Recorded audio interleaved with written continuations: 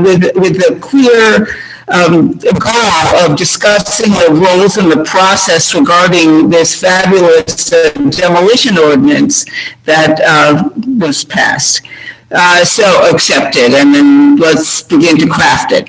All right, so the first line of duty is Allison and Jenna, the Select Board Liaison Report. Can you give that, Allison? Yes, I was trying to deal with the meeting setup and getting it on YouTube, and trying to find a pair of headphones, so I wasn't paying perfect attention. If maybe we can for the moment, unless there's something specific you want to. No, I think we should move along and get back to you. I'm all for that. Which brings me to my next point on the agenda, which is the Camden Opera House.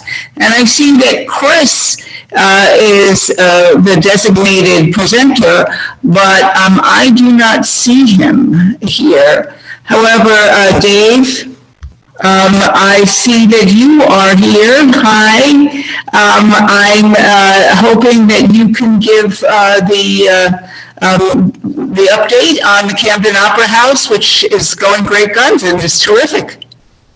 Certainly, I can do that. Well, good evening, everyone. As everyone knows, we took on a pretty good size undertaking and trying to do some restoration to the Opera House. But I don't know how far back you want me to go. We really haven't talked about the whole job in its entirety, but originally the project was meant to be a repointing of one side of the Opera House and some fixing of bulging around upper level where the gutters are and replacing of the gutters. So what ended up happening was when we took all the old gutters off, we found that the upper four to five rows of brick, almost 5 brick deep, were pretty much deteriorated all the way around the whole top of the building. So then we had to change the scope of the project from repointing one side to the restoration of the top in order to do the new gutter work that we had proposed, which was the reason why the brickwork was deteriorating around the top. So what we've done is we've kind of started from the Zoot side of the building, and we've repointed and replaced the brickwork around that top 4 to 5 rows, 4 to 5 brick deep. Most of the parts that were deteriorated on the Zoot side and on the Elm Street side, and now we're on the Washington Street side. While we were doing that, the gutter people were going around and replacing the gutters from the Zoot side to the Elm Street side. Now we're turning the corner and coming down the Washington Street side. Some of the things that we found were the top plate where the purlins kind of land onto the top plate that lays on top of the top row of brick, some of that was rotted. We've had to replace some of that. So we're nearing the end of this part of the project. Probably 2 maybe more weeks, and we'll have all of the upper level brick done and the gutters done.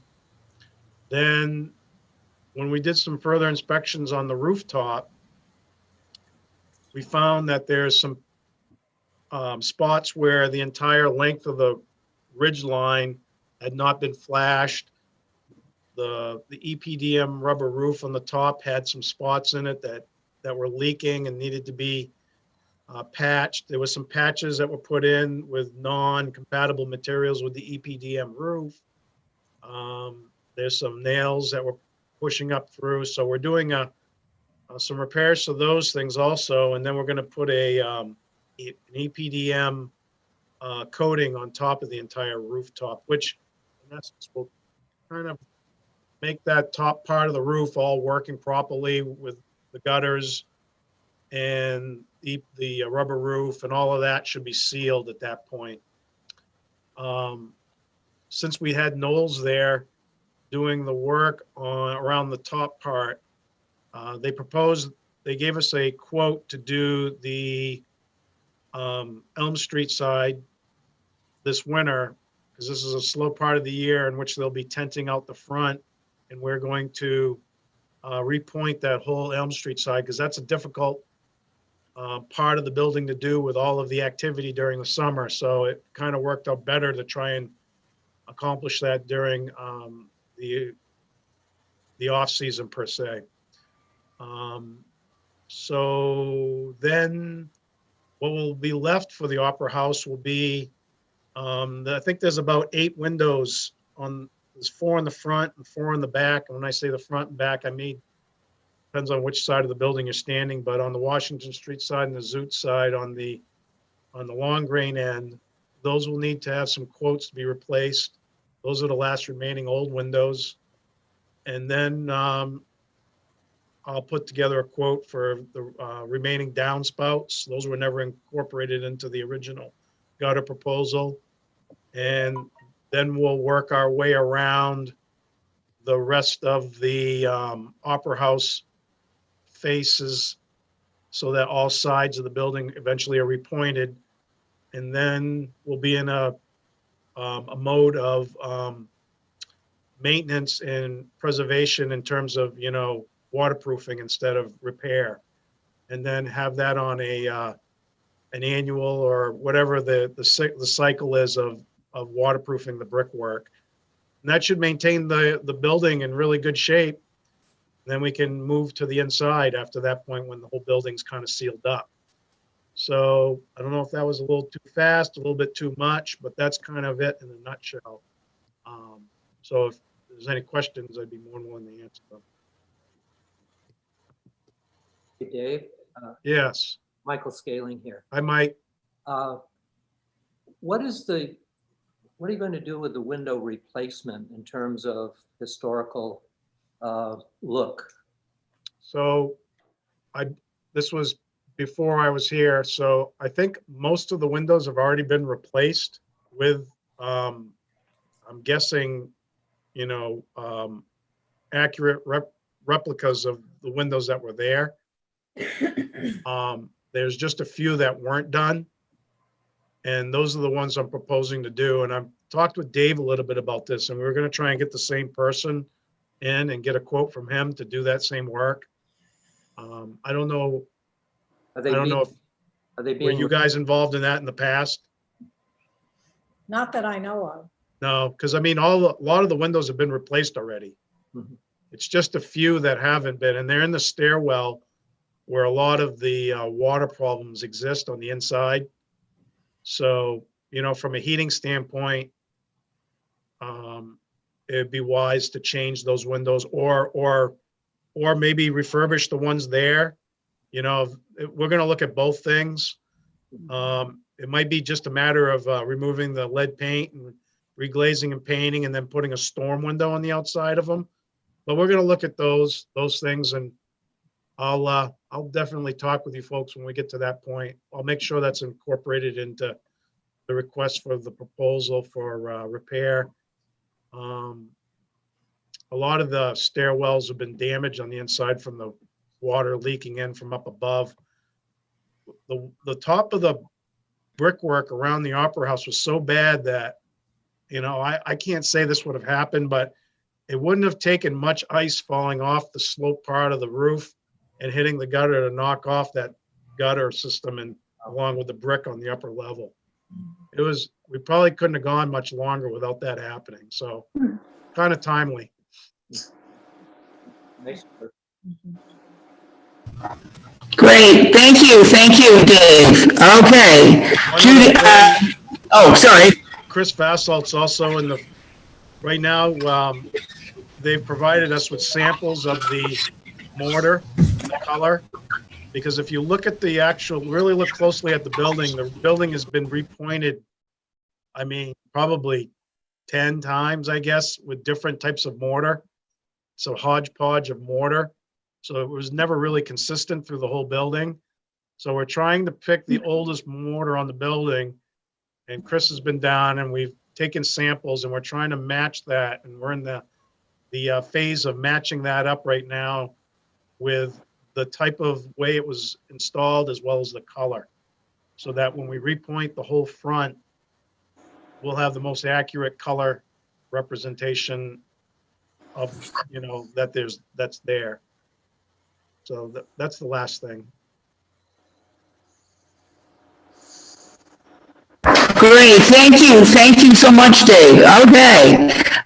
Moving right along. Elm Street, Rosalie and Judy. Judy, I defer to you. Hi, everyone. You know, we've been looking at this 2003 Elm Street survey that's been pretty well completed, trying to decide if it was worth moving forward with it. And early in September, Michael Goebel-Bain, who's the National Register and Survey Coordinator for Maine, came to Camden and he walked up and down Elm Street and decided that, yes, it was worth us going forward. So the next big step is to have a meeting with the homeowners or the building owners. And he suggested that we put together a steering committee to get things moving. And Rosalie, of course, is going to participate. She's going to be our connection to the Maine Historic Preservation Commission and looking to hire a consultant to finish up the work that we have on the survey and to write the nomination document. Pat is going to help with publicity if we need it, with our contact with the town, with our contact with the business or the business community. And I'm going to work on contacting the owners. I'm going to start by calling some of them. And if any of you know anyone who has a property on Elm Street, anywhere from, let's see, it's 41 Elm Street with Hearthstone Inn to 98 Elm Street. If you know anyone personally or have a personal relationship, let me know. That would really help a lot.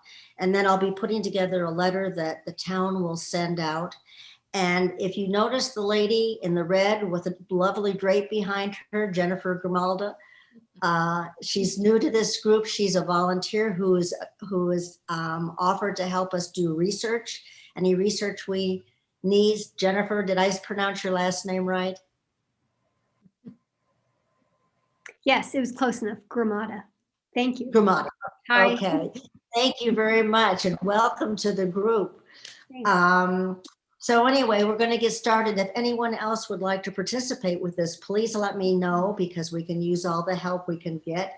Michael sent us sent me some documents that we can use, that we can mail to the homeowners, and we can use to talk to this with them, excuse me.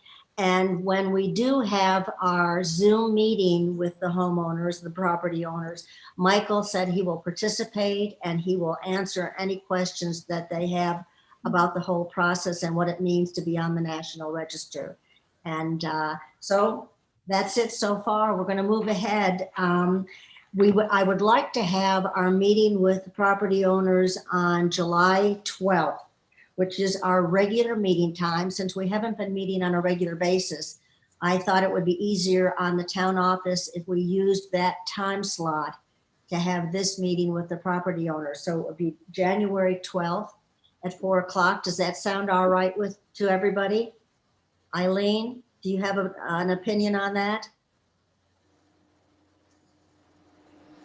Oops. Yeah, no. I mean, I'm stunned and thrilled that you're moving ahead. We had a little bit of major surgery. Thank you, Allison, and thank you, Jennifer. Okay, right. It says Juniper Pernton, but really, this is Eileen. I'll change your name. That is so awesome. Thank you so Oh, much. no, that's okay. I mean, okay. Yeah, wonderful. Okay, great.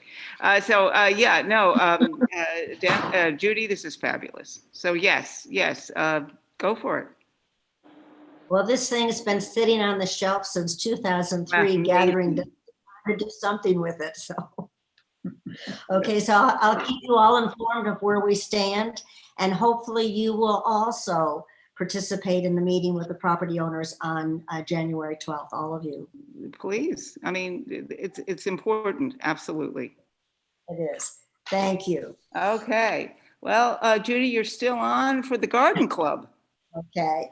I got a report from Barbara McNulty, who is the garden club chairman for the Village Green. And I have to start out by telling you, they have worked all season long. They started early in spring and they have met over there every single month. They've weeded, they've pruned, they've taken a fantastic care of those 2 beds. They put down fresh compost. They had their last cleanup day on September 29th, and they've got another one scheduled for October 19th. They don't know if that's going to be their last one. They might have to do another one in November if the leaves keep falling down. But I'm impressed. The ladies go over there with their masks on and they social distance, and they've been getting the work done. So that's it. Wonderful. Just, I mean, incredible. And by the way, this is visual proof too, because it looks just spectacular. So thank you, Garden Club. Those roses have been spectacular this year. Unbelievable, really. I feel very blessed. Okay, Pat, Historic Homes Plaque Update, 10 Bayview Street, National Register status. That's exciting. Okay. Okay, I'm not on mute. Thank goodness. We've been talking about this building at 10 Bayview Street for so long, but anyway, when we last left 10 Bayview Street, which is the Camden Herald building, also known as the Fat Face building, which I have trouble calling it the Fat Face building, Tyler in January had agreed to go forward with the application for the National Historic Register. And at that time, Michael Goebel-Maines said, well, you can hire your own architectural historian, or you can wait for me and I will fill out the application, but it might be 6 months. So a long time has gone by and hadn't heard from anybody. So I contacted Michael and he said he would come in late August and take pictures and decide whether to go ahead with the application or not, even though they had told us they were going to. He did do that. He came in September, 1st of September. Tyler was happy to see him. He took pictures. He said, Michael said he was a little surprised at the updating that had been done on the 2nd floor. I guess it's a very nice apartment. But he said that he went back to the office and they agreed to go forward with the application. So he's working on it now. Michael's working on it now. He would like to present it to the state Maine Historic Preservation Commission at their October 23rd meeting. But if he's not ready on October 23rd with the application, he'll get it in January 22nd, which would be their next meeting. So the good news is it is going forward, and it's been a very long time, but these things take time. So. Wonderful, just wonderful. I mean, real grit, diligence, and maybe a win. So that would be wonderful.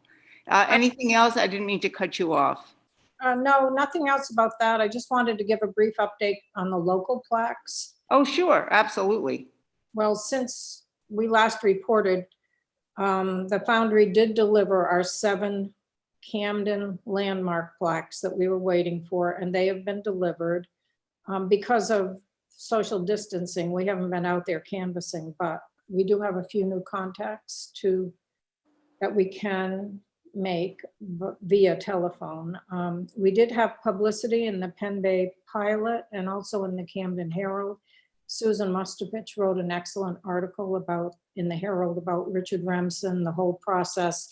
And then she highlighted 2 houses on Pearl Street. One of them was Ann Wagon's house and her neighbor, the Scotts. And because Ann had done such a nice job presenting that and connecting the 2 houses, Susan found that interesting enough to include in the article. So I thought that was really nice. We do have one on order now, a new order on Chestnut Street. Gosh, I don't have the number of it. Hospital. It's the old hospital building. It didn't need committee approval because it's been in the Chestnut Street Historic District forever. It's across the street from Barbara Furman's house. And so that's on order. I asked Richard for a rush order. We'll see what happens. I always ask for rush order, but it always takes a while. Let's see.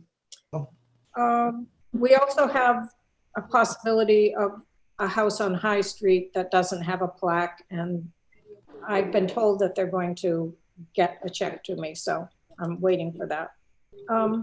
I talked with the owners of 14 Pearl Street, Rural Robinson's house, about possibly putting a Camden landmark plaque, and they were delighted. They knew that it had been Rural Robinson's house, who wrote the history of Camden and Rockport. And we had a nice chat on the porch with our masks on, and she shared a picture of her parlor, because I shared with her a picture that Ken had given to me of Mrs. Robinson's parlor back in the early 1900s. And so she sent me a picture of the parlor today.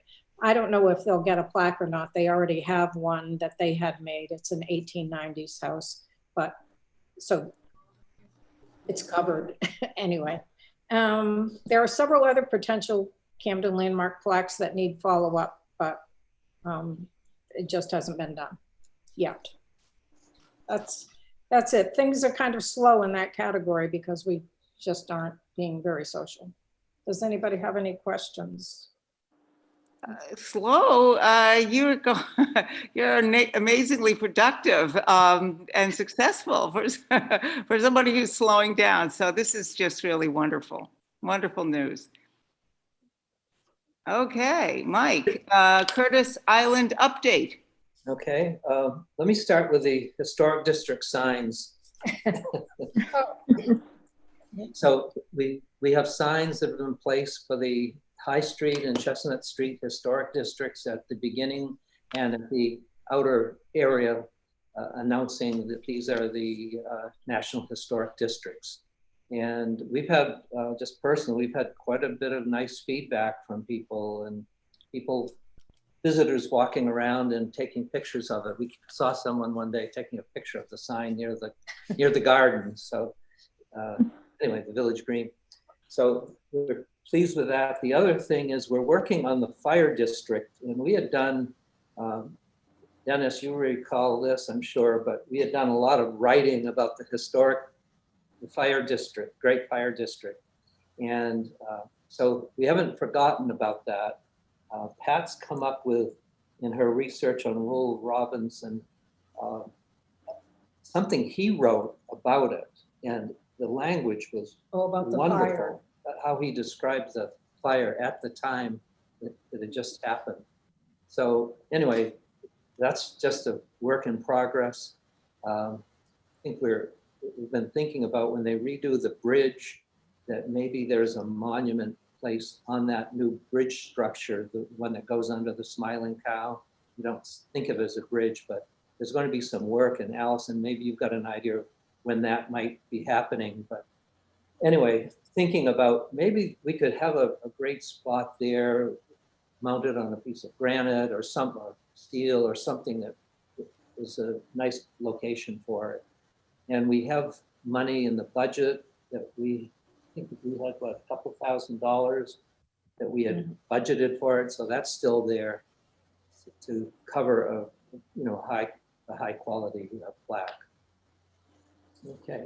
On the Curtis Island, let's see. So Dave St. Laurent, Rick Seibel, and I went out to the island just to kind of do a general exploration of it and to share the conditions report that we had done on the condition of the island. And that was really a good visit. I found both Dave and Rick to be very engaged. Rick told me he had been up on top of the light tower and had actually repainted and taken all the rust off that in about 30 years ago, I guess.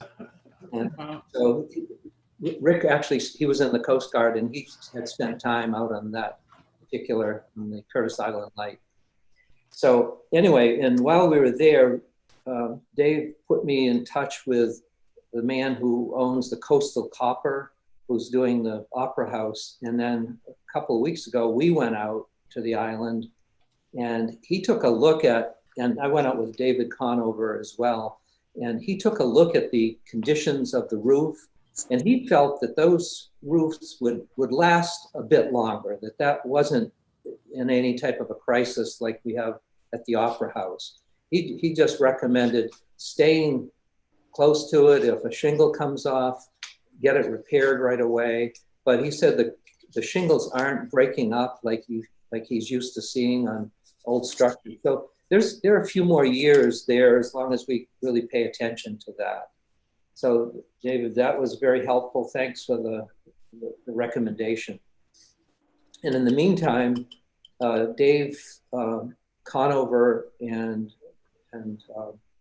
Dee Dee Dee and the person that owns Atlantic Painting, North Atlantic. North Atlantic Painting, we went out to the island. He did a complete walk around and he's going to be providing us estimates of what it will cost to paint with a goal of painting the main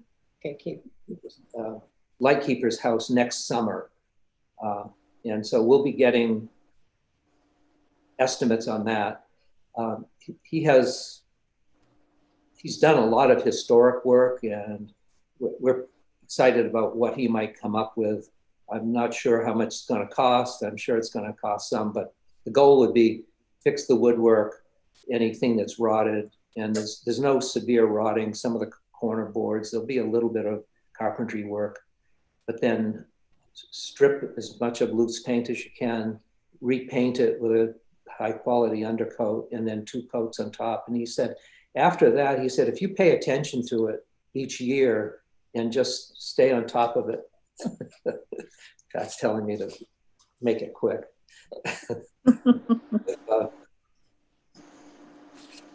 Anyway, it should last a good amount of time.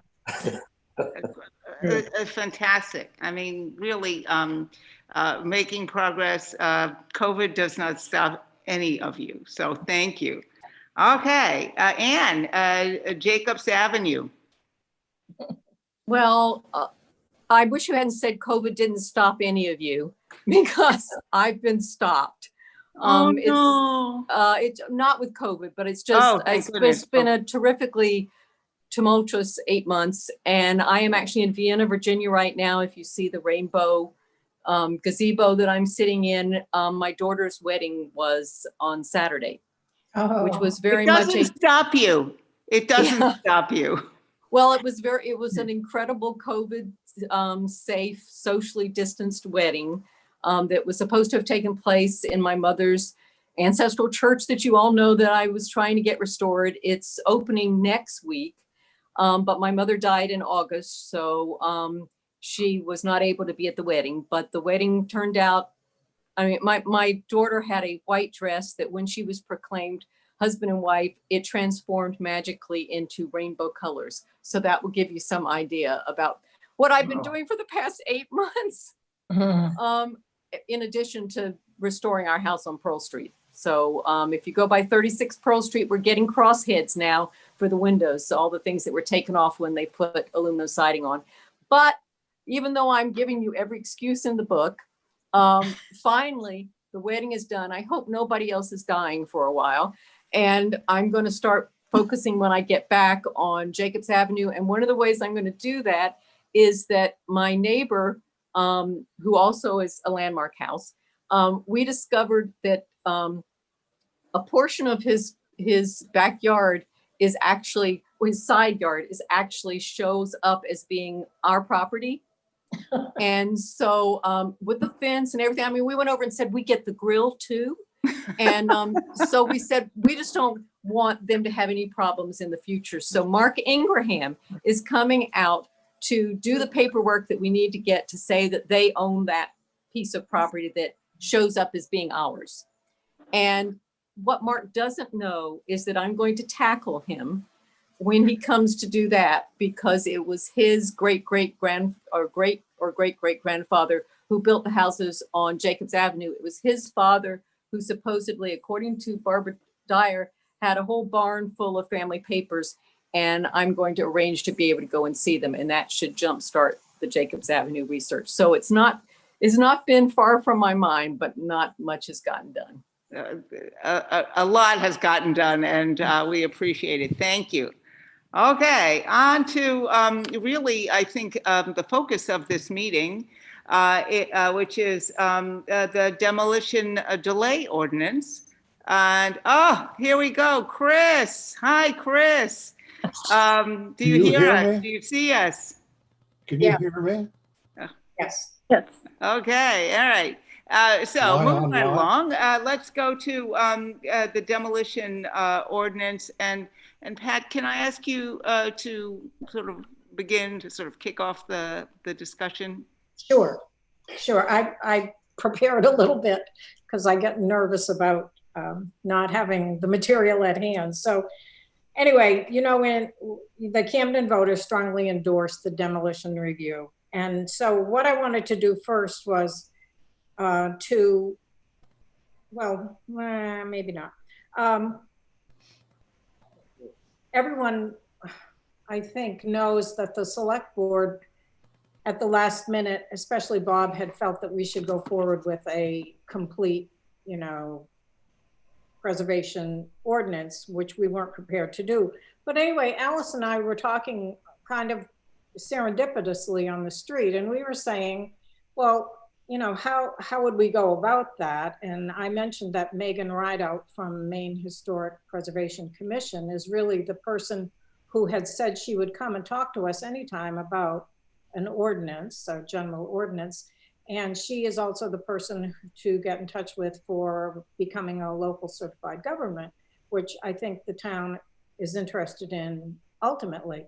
So anyway, I just sent an email and then Megan Rideout at the Maine Historic Preservation Commission. She contacted Allison and Bob, and Megan and Bob hopefully are going to get together about maybe Megan coming and talking to the select board, because as Allison and I talked, we said, the select board didn't really know what we were doing until the last minute, what our ordinance was all about and everything. And maybe it would be good to have them in on the ground floor, especially since they were the ones who were saying, hey, we think we should go for a general ordinance. So that's, let me just say that as a preliminary. So I hope Bob and Megan and Allison will get together. And go ahead, Megan. Allison. Yeah, so I spoke with Bob about this briefly just today, and he wanted to make sure everybody knows he's fully on board with that and is going to talk with her definitely sometime this week. The idea is that he could give her a little bit of background from his perspective, and then he probably isn't as up to speed as many of us on what it actually means to be a certified local government. I think, I don't want to speak for him, but I guess I will, that some of his concerns would go even further than the minimum requirements, I think, for a certified local government. But we were talking about, let's just try to figure out what the minimum would be, and then figure out when she can come and talk to the select board, and hopefully she would present on, this is what these towns are doing, and these are your options, and this is how you could do it. And then hopefully not have to involve, you guys have already done all of the groundwork. Really, it shouldn't be that difficult if she could just maybe even craft us an ordinance, save the back and forth with Jeremy a little bit. And so yeah, hopefully that will come to the select board soon. And then if it had to go to the planning board, it would go to the planning board more with a directive than the reverse, which has been kind of like the planning board's been asked to advise, and then it comes to the select board. And so I think that's maybe a little bit how we've ended up with a more watered down version than we wanted. But if maybe we could start off with the select board saying, we're all in favor of this conceptually, and then it could go to the planning board for the tweaking if it needs to then. So that's that. So this is all just like in the talking stage right now, but just wanted you to know that that's kind of in the background kind of going on. So let's just talk about, so demolition review. I've just been talking with Eileen a little bit about being nervous about, so now what if the code enforcement officer gets a request to demo a building in the historic district and we are like clueless. So what I did is that I looked, I think Eileen sent you this, but I looked up the fact that we are now charged under the Historic Resources Committee as one of our duties. The last duty is to act in an advisory role in reviewing demolition permit applications. So then I looked at the demolition permit, and I hope you all had a chance to look at that, the demolition review ordinance, not the permit, the demolition review ordinance. I looked at that, and quickly, basically it says that we would, let's see, that we would provide, well, so when you read the ordinance, it says that we would, after receiving a notice from the code enforcement officer for a request to demolition, we would review the paperwork. We probably would have to do a site visit. It says we would hold a public meeting.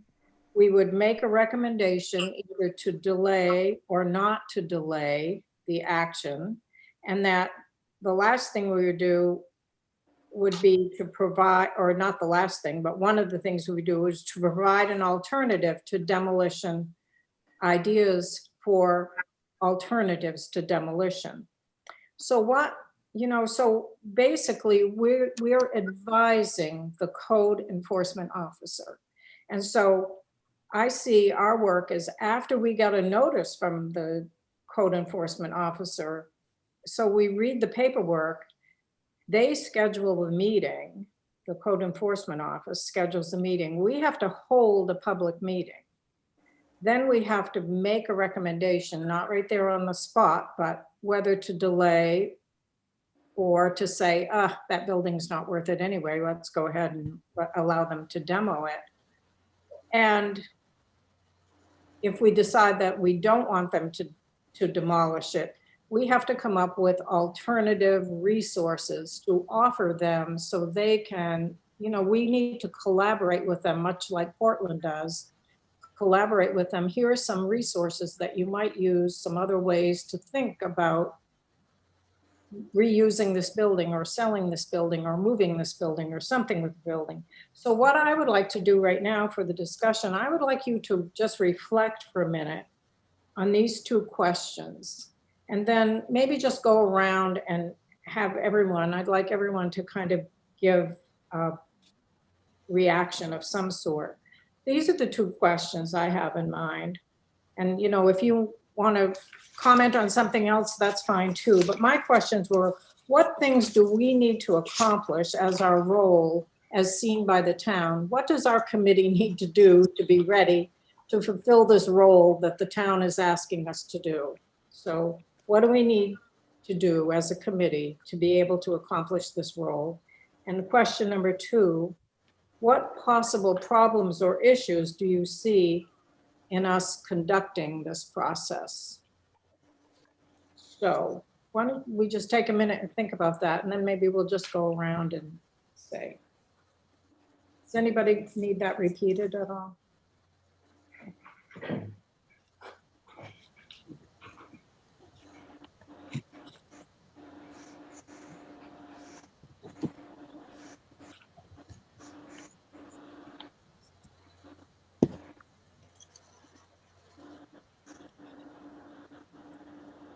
Can I ask a question? Sure, Jennifer. I know I'm all new to this and I'm not a member of the committee, but do you mind if I ask a question? No. Oh, okay. Yes, So- answer. Ask. Just as an outside perspective, is there already a similar ordinance on the book for doing a renovation as opposed to a demolition? Is there something that says if you're going to get a permit for a renovation that you have to come and do the same kind of review process? Well, the way the ordinance is written, if you were going to tear down the L of your house, you probably would have to come for a demolition review. But if you're just doing a renovation, no. Well, what if I'm gonna change that L and make it like not historic? Okay. There's nothing. Nothing on the books at all, no. And, Okay. and also, there's nothing on around the windows, if you replace the windows. And that's one of the things that we see often around here. The windows will be taken out and Oh, I'd love to replace my windows. Pardon? I'd love to replace my windows. But what happens is the historic standard, there's nothing in our ordinance currently or on our books that rules against your ability to do that. Yeah. There's no protection for keeping the same look and feel of these properties around the fenestration and the roof lines and things like that. I just wouldn't want people who want to do a complete demolition to feel that they could get around it somehow by calling it a renovation instead. You understand what I'm saying? Or saying, why, if I want to do a demolition, why do I have to do this? But somebody who wants to change the entire way their house looks, why don't they have to do it too? Do you know what I'm saying? It's very weak what we have. I mean, there's just, this was considered to be like just a foot in the door, and something is better than nothing. But there are a lot of what you're saying is even what made some of the select board right at the end say, oh, I don't even know if we want to do this because it's too little. But yeah, you're definitely right. Yeah. Okay, well, let's see.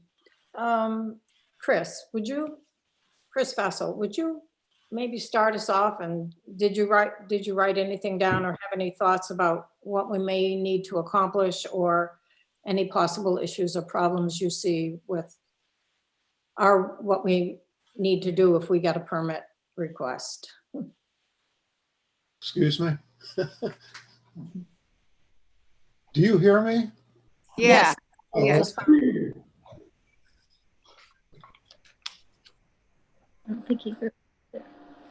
Can you hear us? Chris, can you hear us? What's the question? Oh, I'm sorry, I was confused. I think you were napping. Anyway, I just wondered if you would start us off, if you had anything that you would like to say about things that you think the committee might see as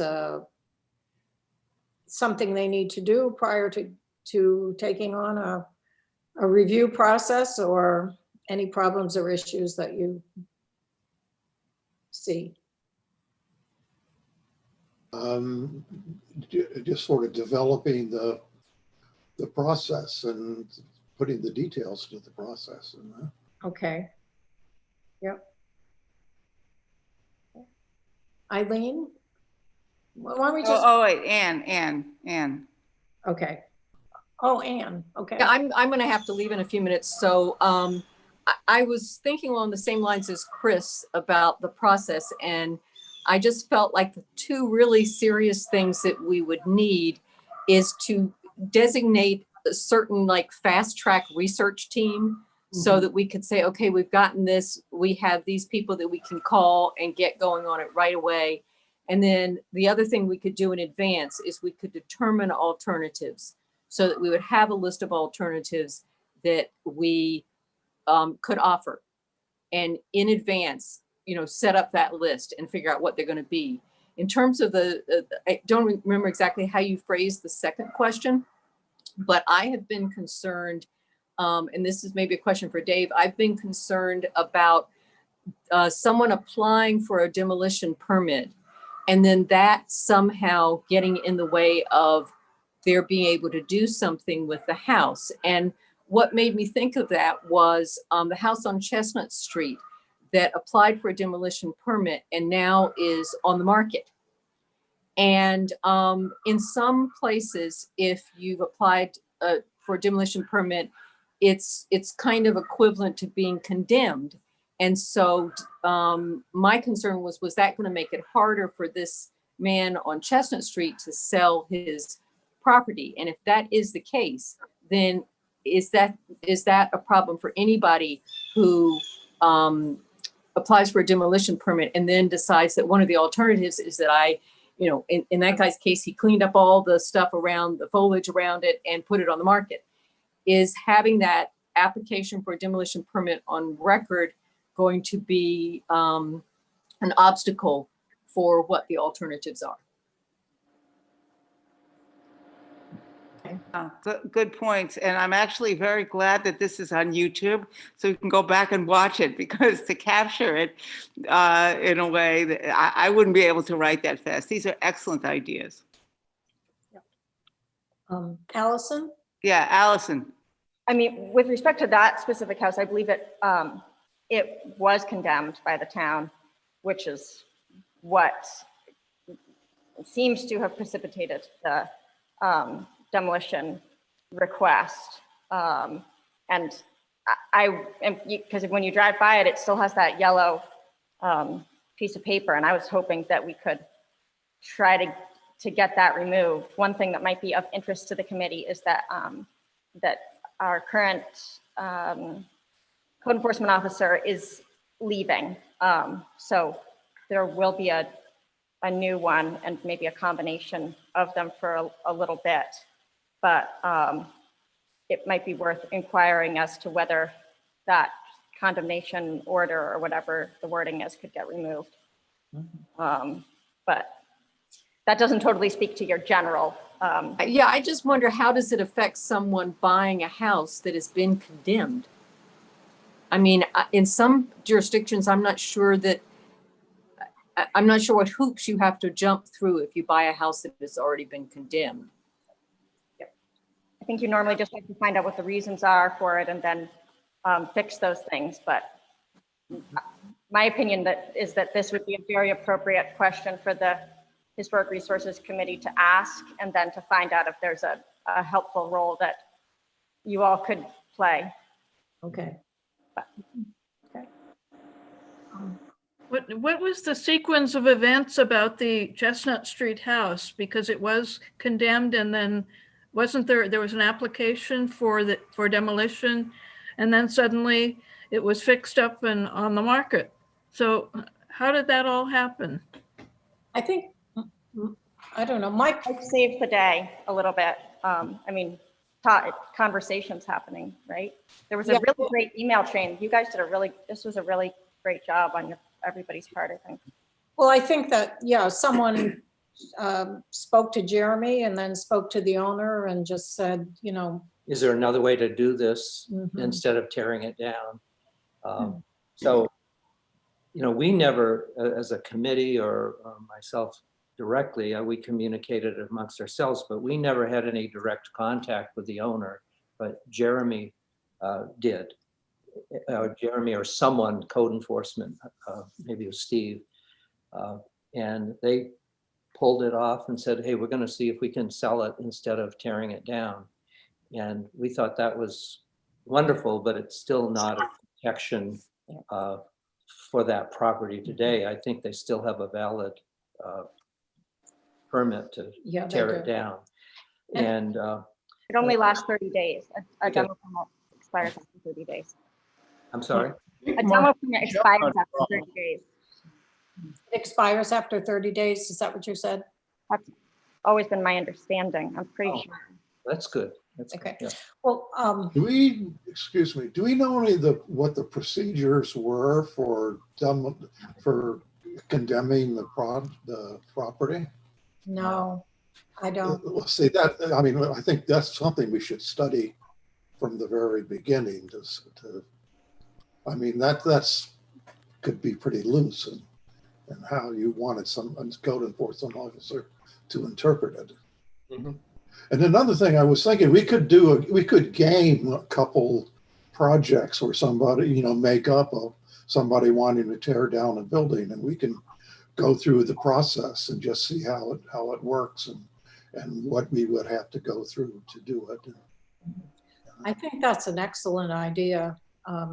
I also think, Wait, 1 second. Did you say sort of like role play. create like a model of somebody tearing down, like, okay, yeah, I live on High Street, or I live on Chestnut Street, and I want to tear down my property and build something. Is that what you said? Yes, just for us to see how it works. Yeah. I see. And the implications and that. Of what you need to go through. Mm-hmm. I would And like, what we as the board and even the planning board also, what they, what we have to go through and decisions and make things like the process of making the decisions. Actually, I wanted to approach it from another aspect, but for Dave and for Chris, working together on something as historic as the Opera House, and the decisions that you made to be very fastidious about keeping as much of the historic in place and not destroying it, but at the same time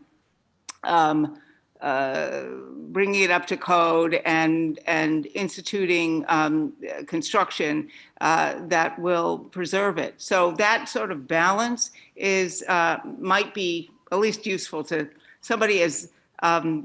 I'm a novice, so I don't really know very much. So it would be a great learning, learning a process for me. Judy, do you remember when we had, what's her name from Portland? I'm sorry, I'm blanking on her name. And she talked about Portland has a list of resource people to give to, like Chris was a resource for the Opera House, and people who would be willing to share ideas, either through Maine Preservation, not the commission, but Maine Preservation offered that service. And she talked about Portland had a list of resources that you could offer people who needed ideas for renovation as opposed to demolition. Exactly. And I think that's what we need. And unfortunately, I'm blanking on her name also. But I was thinking we need to have a real realtor or two of them, locally, who are interested in saving historic buildings, an architect, a builder locally who's interested in saving, so that they could go and talk to someone and get ideas from them. And if worst comes to worst, a salvage company that will take old windows and old doors and old fixtures and resell them rather than taking them to the dump. I mean, we need to have a list like that ready to go. Mm-hmm. And we can use what Portland has as a guide. Certainly, we'd like to have facilities and people closer by, but in terms of categories, what do we need to set up for them? And Definitely.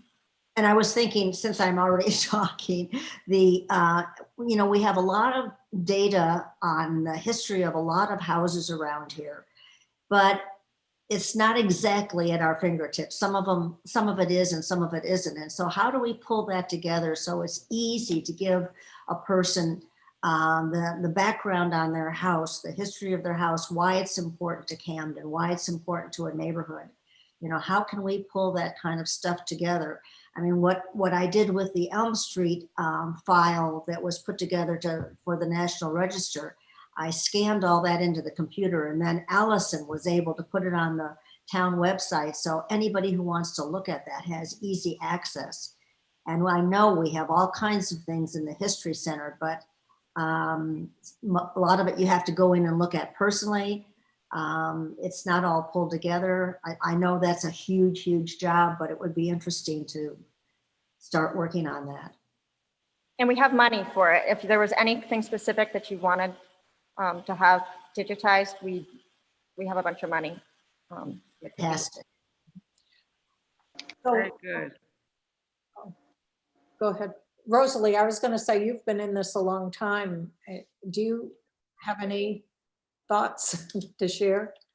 Well, I thought that Anne's idea of having a subcommittee or a small group of people that will just be ready to work with somebody from a small group from our committee to be ready to do that, to get some of these resources together and be ready to talk to them, so that when something comes up, we have people who have been focusing on the issue, and on the issues that come up when people want to demolish a property.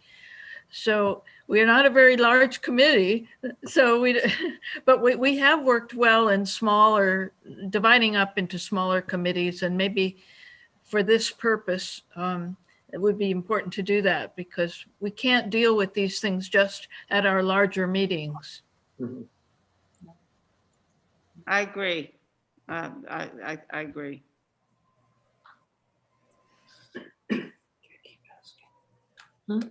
I say go around the table. Oh, well, let's see. Anyone else want to share any thoughts on this? I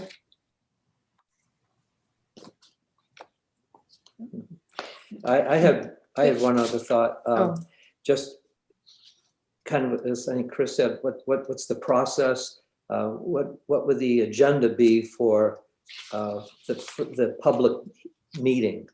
You know, and who would be running it, and how would you run that public meeting?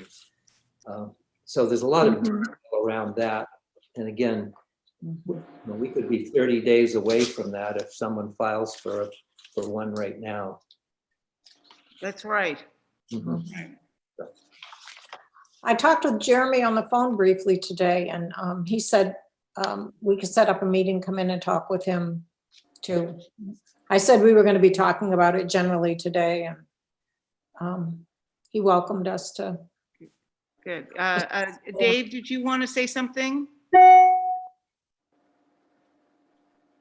Dave? Is there a like age of a home that you're targeting? Is it like certain age and older?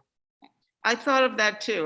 Yeah. it Because was maybe actually- like I think it's Vision or the appraisal software, you could want to query and then know, you know, where are these homes that you're targeting, or you know what I mean? Knowing what your inventory is and the age of them and how many of these homes like exist. It might be helpful to kind of quantify, you know, the stock and what efforts you need to put into preserving them if there's fewer of the older homes. Right. And how old is old? In other words, I know for the plaques, I think it's 75 years.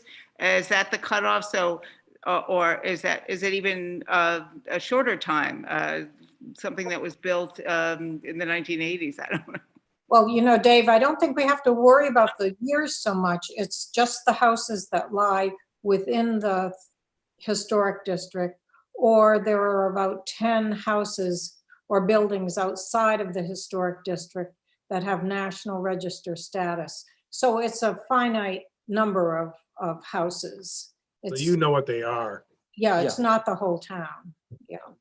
For now, but the next step is,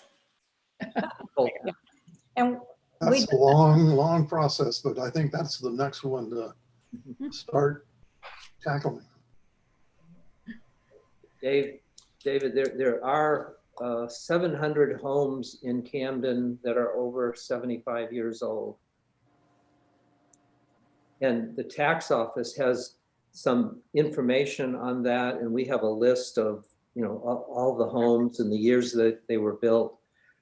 That's helpful. It's often not perfect. You know, when we start to dig in, we find the home is older than what the tax office thinks, or they don't have details of when it was actually built. But we do know there are over 700 homes that are over 75 years old.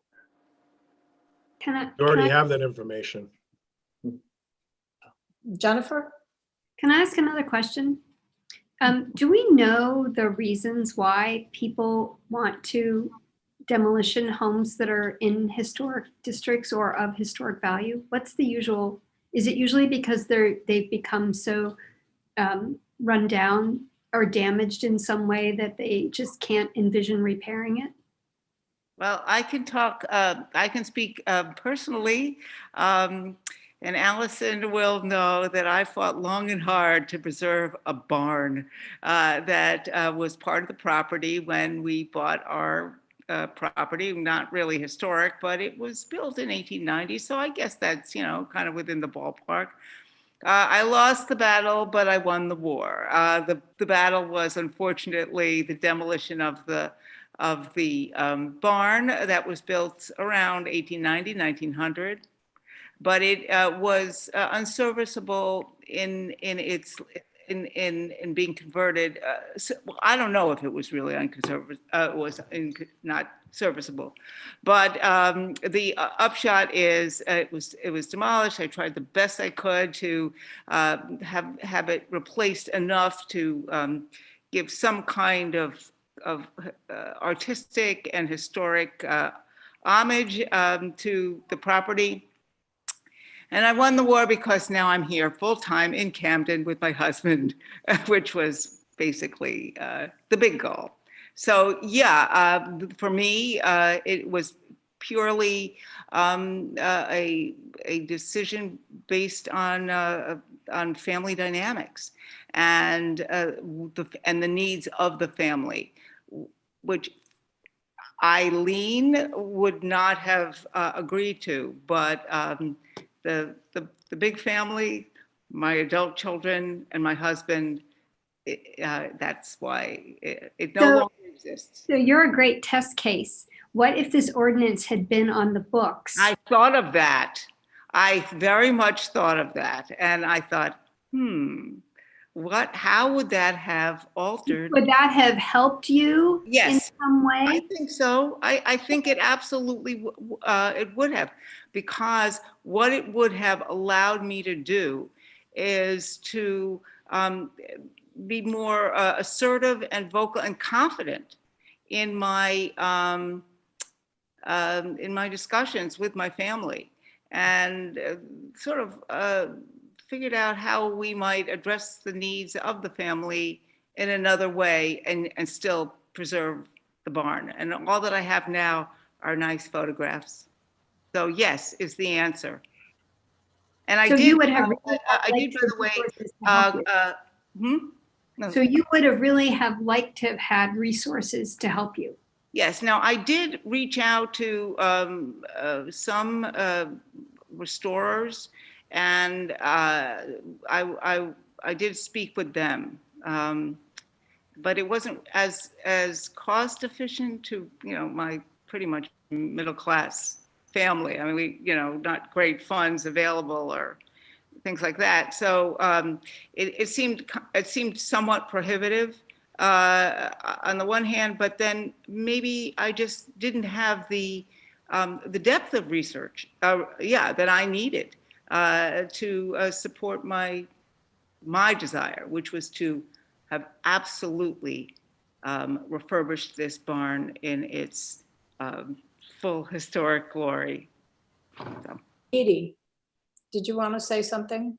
I feel that you're untypical, Eileen, and that the answer to that question is largely that people who come in, a lot of them have a lot of money and they really want a bigger house, and they don't care as much what it looks like. History. No, they like the way the town looks. So they're wanting a bigger place and not having thought about the way the town looks.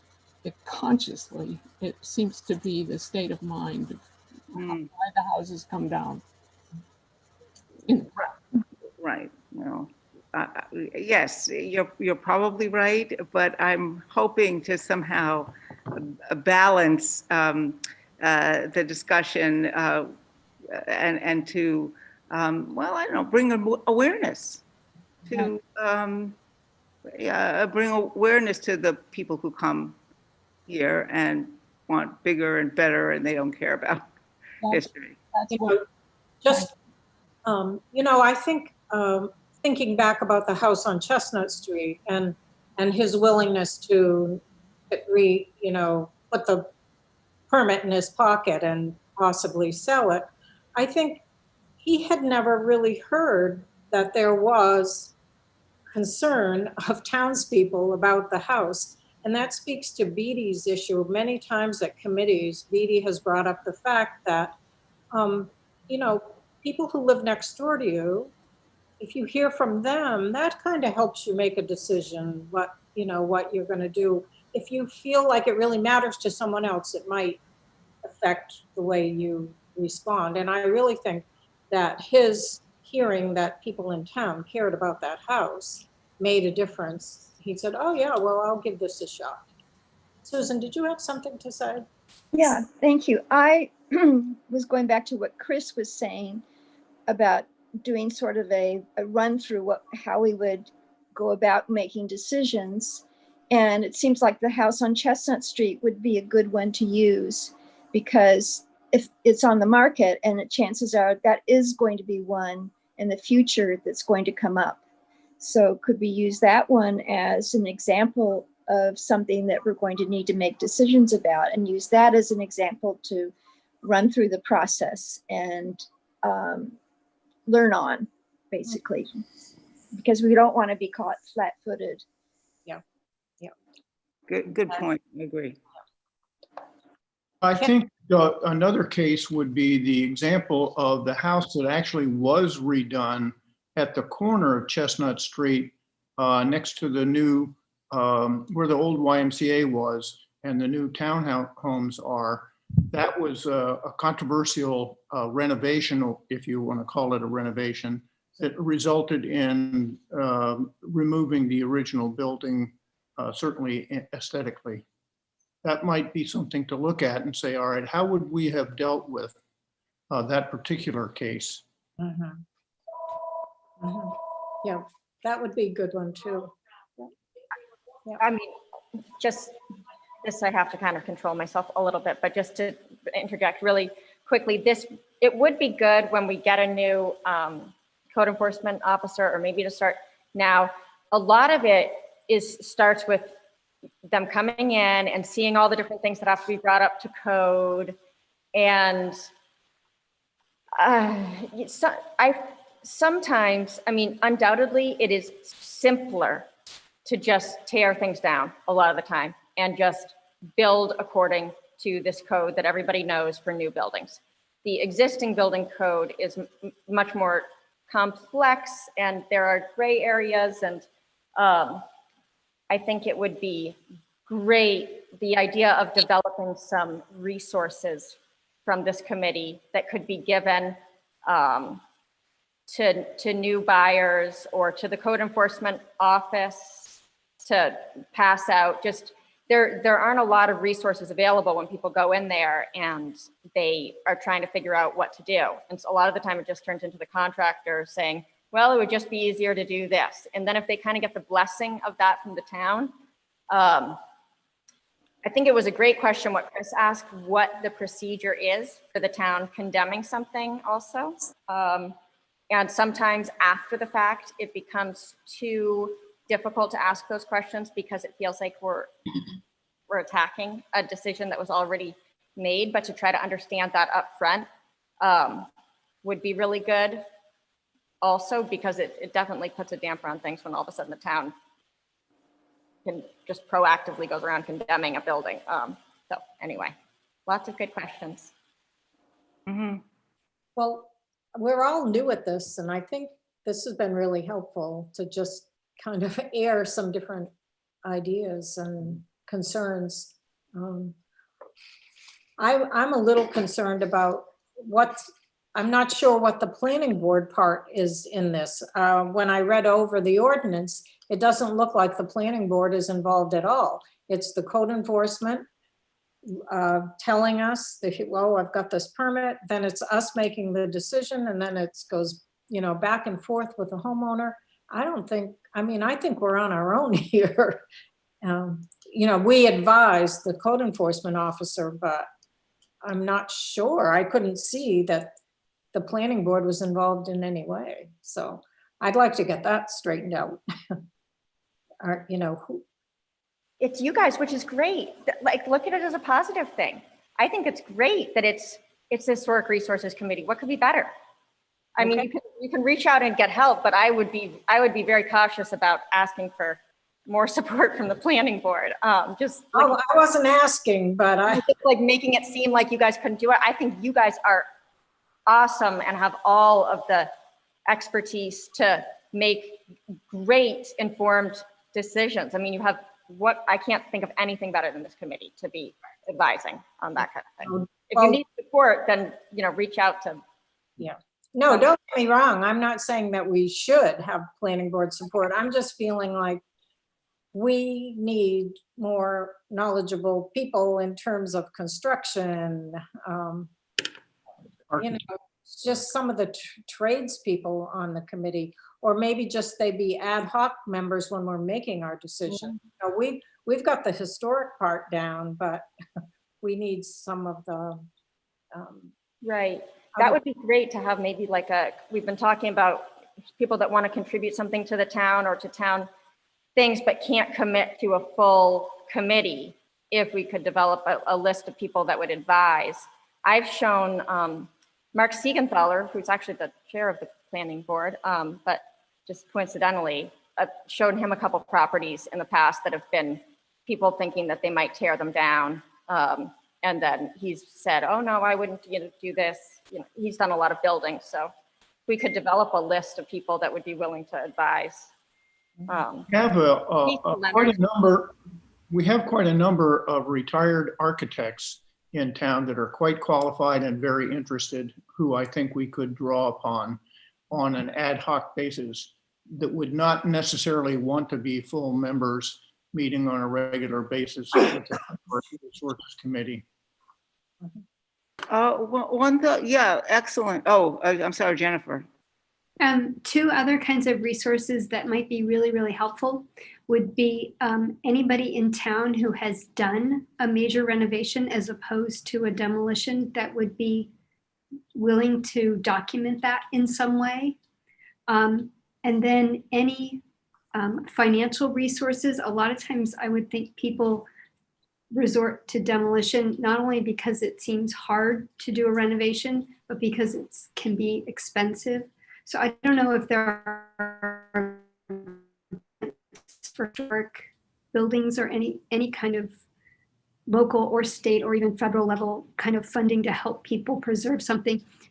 Again, if we could, I guess I'm volunteering, pull together, lists of where people can go to get help, right? Good point.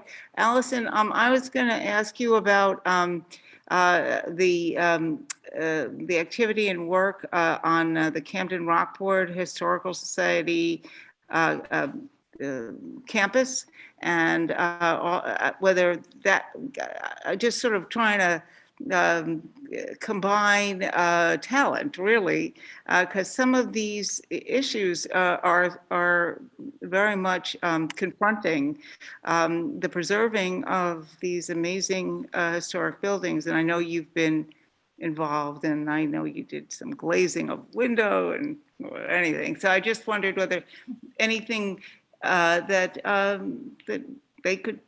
you could share, that there's I think a positive overlap that maybe can be explored. Am I right, or is this just? That might be good stuff for subcommittees. There's so much overlap between the Historical Society and this committee. It's almost silly that we're divided up so much because we don't have quite enough people that are into these things to be dividing ourselves into such small groups. But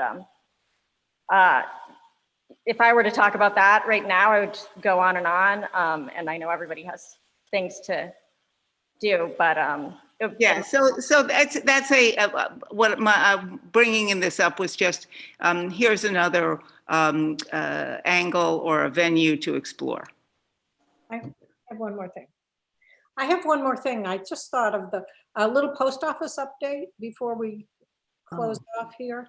You know, we talked about, we sent out the plans for the post office renovation, and it's I just checked with Megan Rideout and Jeremy today about, so where is that post office renovation in the process? And Megan said, when we talked with her, the Maine Historic Preservation Commission had pushed back on the architects of the renovation and asked them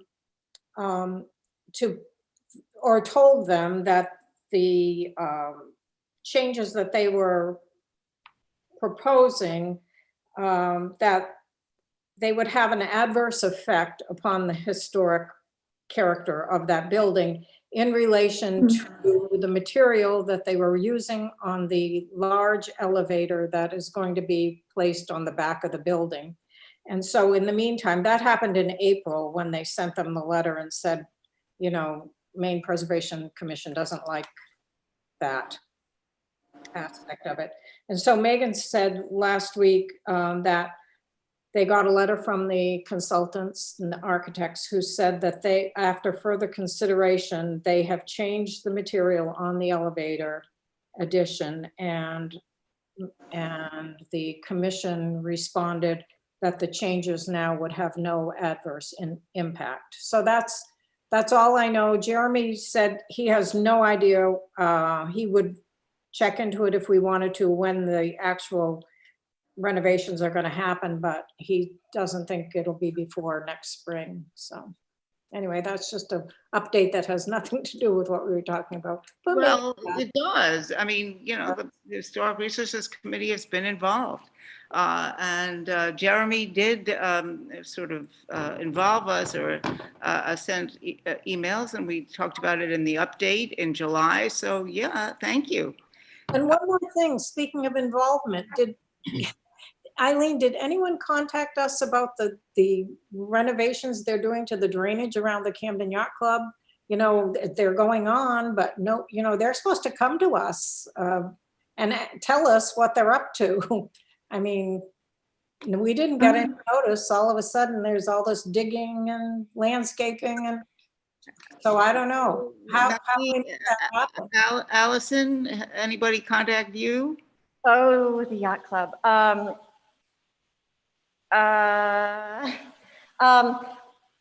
We've been discussing the yacht club a little bit. They did. Yeah, they're doing about $100,000 worth of work on the parking lot. It shouldn't be any more than that. However, that's actually a good thing to bring up that the committee might want to be thinking about, because we are discussing that lease, and it looks like it's been quite some time since the yacht club lease has been discussed. It was a gift from Cyrus Curtis in 1926, and it said, the deed says it's to be used for yacht club and other community purposes. So the way that has worked out is in 1991, the select board signed a never-ending lease with the yacht club that renews automatically every April, and it requires 20 years notice from either party for termination. The fee that is paid goes up annually with CPI, so it's right now at something like $23,000. And normally with our select board form of government, any agreement like that would have to go to voters. It doesn't appear that this agreement did. And so we're kind of trying to dot our I's and cross our T's and have that discussion, and either send the lease maybe as it is out to voters, or take some more community feedback and revise it to be something that would renew not quite so, or a little bit more often with more input. So that's a great point, because it's the job of the Historic Resources Committee is very clearly to advise the select board on town-owned historic properties. And so as we kind of framed this with the yacht club as the beginning of a discussion a little bit to bring everybody up to speed on what they do and to improve communication with the town. So sea level rise is obviously an issue that is going to impact the yacht club. And if there are, anybody who's interested in the yacht club aspect of things can contact me, or if you want to put it on a future agenda, but it would be good to be mulling over what you all might think would be important to have in the lease or as part of discussions. Actually, I was going to ask Dave, did anybody contact you, since, you kind of are Audra knows all about it. Let's see. the yacht club and the drainage. We have 6 minutes, but I thought maybe at least whether you've been contacted. Well, can I just say something first? Maybe Dave doesn't know this, but every year our committee sends out a letter to all the town-owned historic properties saying, if you make any changes, be sure you check with us first and bring us your plans. And I don't know who they go to, probably code enforcement first, right? To get a building permit or change permit. But somebody needs to be referring them to us, and it's not happening from the town office. I don't, not just singling out the yacht club, but I'm just singling out the fact that this process is breaking down somewhere. It was very likely, maybe, that would have been Audra. And I think it speaks to the larger issue of we forget that that it is a town-owned property. I think everybody has forgotten a little bit that it's not that Cyrus Curtis gave it to the yacht club. He gave it to the town to sort of be a guardian of that lease. And so the fact that the town may have forgotten to, whether that be me or Audra or whoever should have said something, I think just speaks to that larger lack of awareness that it is a property we should be paying more attention to. But the parking lot might not be considered the building. So I don't know where, that doesn't require any kind of site plan review or. Right. A lot to follow up, a lot. Okay, it's 5:26. We have 4 minutes. Does anybody in the 2 minutes that we have want to add anything? Otherwise, I am really pleased. I am that this has been as productive and successful. And thank you, Allison, for the major open heart surgery to allow me to chair in the changing of the computers. Juniper, thank you. Thank you, everybody, for coming, for attending. Thank you, Jennifer. Yes. Yes, thank you. I tuned in late, so did we talk about the Opera House? Oh, yes, Okay. yes. Dave will catch you up, and I can also talk to you about that too. Thank you, Dave. He's did a magnificent job. Dave's really doing a wonderful job over there, and the crews are great. Been a big help too. Okay, great. All right, I'm going to sign off, and thank you very much, everybody. Good night. Thanks. Bye-bye. Learn how to work this next time. Yes, a lot of work to be done. Bye. Bye. Yeah, I have another screen that is going to show all these drawings.